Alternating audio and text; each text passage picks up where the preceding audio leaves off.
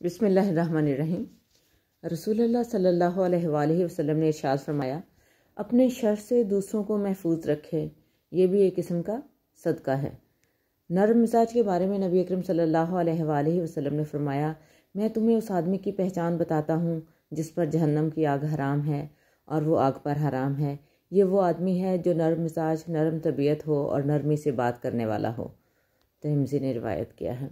نبی کریم صلی اللہ علیہ وآلہ وسلم نے ارشاد فرمایا، کسی بیچاری یا بیوہ عورت یا کسی مسکین حاجت مند کے لیے دوڑ دھوپ کرنے والا بندہ اللہ کی راہ میں جہاد کرنے والے بندے کی مثل ہے۔ بخاری اور مسلم نے روایت کیا ہے۔ نبی کریم صلی اللہ علیہ وآلہ وسلم کا یہ بھی ارشاد ہے، سرسبز و شاداب رہے وہ شخص جس نے آقا صلی اللہ علیہ وآلہ وسلم کی کوئی حدیث، کوئی بات سنی اور دوسروں تک پہنچائی۔